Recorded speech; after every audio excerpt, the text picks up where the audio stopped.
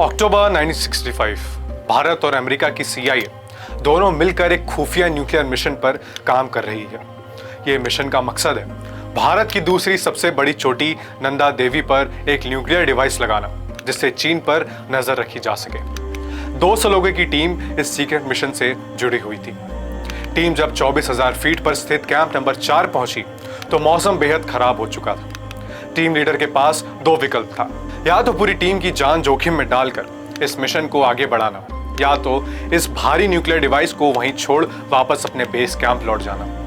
उन्होंने वही किया जो कि एक अच्छा लीडर करता, न्यूक्लियर डिवाइस को वहीं छोड़ के एक सुरक्षित स्थान पर अपनी टीम को वापस ले जाना। इस मिशन को वापस से अगले साल अंजाम देने की कोशिश की गई, लेकिन इस मिशन में एक और ऑब्जेक्टिव जुड़ चुका था। जो न्यूक्लियर डिवाइस को खराब मौसम की वजह से वहीं दफन कर दिया गया था, उसे ढूंढ के उसे अपने निर्धारित जगह पर लगा के इस मिशन को सक्सेसफुली कंप्लीट करना था। लेकिन जब टीम उसी जगह पर पहुंची जहां पर न्यूक्लियर डिवाइस को दफन किया गया था, वहां पर पहुंचने के बाद उन्होंने पाया कि वहां पर वो न्यूक्लियर डिवाइस अब मौजूद नहीं है। आज भी इस खुफिया रेडियो एक्टिव डिवाइस का कुछ अता पता नहीं है। अब ऐसे में 2021 में आए उत्तराखंड में बाढ़ की वजह वहां के स्थानीय निवासी इसी खोए हुए न्यूक्लियर डिवाइस को कहते हैं, जिससे निकली गर्मी को बता रहे हैं, जिसकी वजह से ग्लेशियर फट गया था। अब इस बात में कितनी सच्चाई है ये तो वैज्ञानिक ही जानते हैं, लेकिन एक बात तय है, अगर इसका रेडिएशन गंगा में जा मिलता है तो देश के लोगों के लिए खतरनाक और जानलेवा भी साबित हो सकता है। हाल में उत्तराखंड पर्यावरण मंत्री ने इसे लेकर चिंता भी जाहिर की है।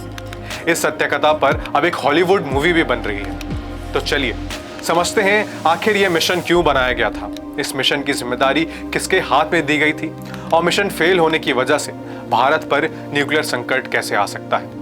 नमस्कार, मेरा नाम है शुभम पांडे और आप देख रहे हैं युग अभियान टाइम्स।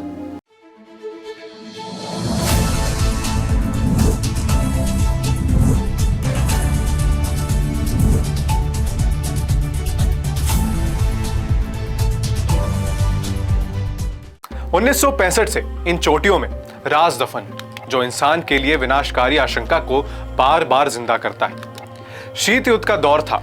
उस वक्त दुनिया दो ध्रुवों में बढ़ चुकी थी। भारत और अमेरिका ने 1965 में मिशन नंदा देवी के रूप में एक खुफिया अभियान चलाया था। चीन की परमाणु गतिविधियों पर नकेल कसने के लिए सीक्रेट मिशन शुरू किया था। चीन पर निगरानी के लिए अमेरिका ने भारत से मदद मांगी। कंचनजंगा पर खुफिया डिवाइस लगाने का प्लान बनाया गया, लेकिन भारतीय सेना ने जब इसको टेढ़ी खीर बताया तो 25,000 फीट से ज्यादा ऊंचाई पर स्थित नंदा देवी पर रेडियो एक्टिव डिवाइस लगाने का फैसला हुआ। 200 लोगों की टीम सीक्रेट मिशन में हुई शामिल। 1964 में चीन ने शिनजियांग प्रांत में न्यूक्लियर टेस्ट किया। इसके बाद 1965 में अमेरिकी खुफिया एजेंसी CIA ने हिमालय की चोटियों में चीन के परमाणु गतिविधियों पर निगाहबानी का प्लान बनाया। इसके लिए भारतीय खुफिया विभाग यानी कि IB से मदद लेकर नंदा देवी पर्वत पर खुफिया यंत्र लगाने की कोशिश की गई। पहाड़ पर 56 किलोग्राम के यंत्र स्थापित किए जाने थे। इन डिवाइस में 8 से 10 फीट ऊंचा एंटीना, 2 ट्रांस रिसीवर और परमाणु सहायक शक्ति जनरेटर यानी कि स्नैप सिस्टम शामिल थे। जनरेटर के न्यूक्लियर फ्यूल में प्लूटोनियम के 7 कैप्सूल भी थे, जिनको एक स्पेशल कंट्रोलर में रखा गया था। न्यूक्लियर फ्यूल जनरेटर हिरोशिमा पर गिराए गए बम के आधे वजन का था। टीम के शेरपाओं ने इसे गुरु रिंपोचे नाम दिया था। 200 लोगों की टीम इसी सीक्रेट मिशन में जुड़ी हुई थी। अक्टूबर 1965 में कैंप नंबर 4 पर अधूरा छोड़ना पड़ा यह मिशन।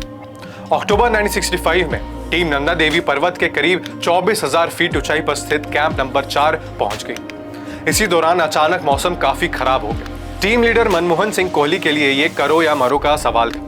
उन्होंने अपनी टीम या खुफिया डिवाइस में से किसी एक को चुनना था। ऐसे में उन्होंने अपनी टीम के मेंबर्स को तवज्जो दी। आखिरकार टीम को मिशन अधूरा छोड़कर वापस लौटना पड़ा।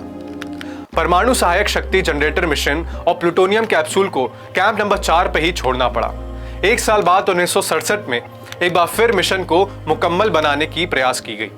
मई 1967 में पुरानी टीम के कुछ सदस्य और एक अमेरिकी न्यूक्लियर एक्सपर्ट फिर नंदा देवी पर्वत पर डिवाइस की खोज में लग गए। यह तय किया गया कि खुफिया डिवाइस को कम ऊंचाई पर भी स्थापित किया जा सकता है। 6,861 मीटर की ऊंचाई पर स्थित माउंट नंदा कोट वहां खुफिया यंत्र को स्थापित करने का फैसला लिया गया। डिवाइस की तलाश में टीम नंदा देवी पर्वत के कैंप नंबर 4 पहुंची, लेकिन जब वहां तलाश शुरू हुई तो ना तो डिवाइस मिला और ना ही प्लूटोनियम की छड़ों का कुछ अता पता चला।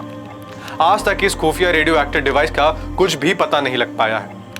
एक्सपर्ट का मानना है कि प्लूटोनियम की ये कैप्सूल 100 साल से ज्यादा भी एक्टिव रह सकती है। ये रेडियो एक्टिव डिवाइस अब भी उसी इलाके में कहीं दबी हुई है। मिशन के खिलाफ थे team leader captain Manmohan Kohli. 1965 में मिशन नंदा देवी के team leader captain Manmohan Singh Kohli इस अभियान के सख्त खिलाफ थे। उन्होंने कहा था कि नंदा देवी चोटी 25,000 फीट से भी ज्यादा ऊंचा पर है। इतनी ऊंचाई पर खतरनाक रेडियो एक्टिव सामान ले जाना खतरे के बारे में उन्होंने आगाह किया था, लेकिन अमेरिकी खुफिया एजेंसी की टीम हर हाल में यह मिशन को अंजाम देना चाहती थी। ऐसे में उनकी सलाह को दरकिनार कर दिया गया। इसके बाद भारत अमेरिका की टीम को वहां जाना पड़ा। 14 अक्टूबर 1965 को टीम का बर्फीले तूफान से सामना हुआ। ऐसे में टीम के सदस्यों की जान खतरे में थी। टीम लीडर कोहली ने फिर सभी को वापस बेस कैंप लौटने का निर्देश दिया। इसके बाद 1 जून 1967 को टीम फिर कैंप नंबर 4 पहुंची, लेकिन काफी जद्दोजहद के बाद वहां कुछ भी नहीं मिला। 1977 में CIA और IB की इस सीक्रेट मिशन का खुलासा पहली बार हुआ था। अंतर्राष्ट्रीय मीडिया में भी इस पर चर्चा छिड़ी। इसके बाद तत्कालीन प्रधानमंत्री मोरारजी देसाई को सांसद में मिशन के बारे में पुष्टि करनी पड़ी थी। इसके बाद से लगातार बहस चल रही है कि हिमालय में किसी तरह के रेडियो एक्टिव डिवाइस का इस्तेमाल नहीं होना चाहिए, क्योंकि ये कभी भी किसी भी विनाशकारी आपदा को जन्म दे सकता है। अब रैणी गांव के लोगों ने आशंका जाहिर की है कि 1965 में नंदा देवी में खो चुकी रेडियो एक्टिव डिवाइस से उत्पन्न हुई गर्मी से 2021 में उत्तराखंड में ग्लेशियर फटा था। ऐसे में इस बात को बल मिल रहा है कि कहीं 1965 का वो खुफिया मिशन इस जल प्रलय के लिए जिम्मेदार तो नहीं था। इस पूरे मिशन पर हॉलीवुड फिल्म बनने की योजना पर कैप्टन मनमोहन का कहना है कि ग्रेग मैकलेन ने इसकी स्क्रिप्ट तैयार कर ली है। कास्ट के तौर पर मनमोहन का किरदार रणबीर कपूर निभा सकते हैं। वह 100% सच घटना पर फिल्म बनाना चाहते थे। तो ये थी नंदा देवी न्यूक्लियर संकट के ऊपर एक खास रिपोर्ट। उम्मीद करता हूं कि आपको ये वीडियो जरूर पसंद आई होगी। अगर आई तो इस वीडियो को लाइक और इसे शेयर जरूर करें।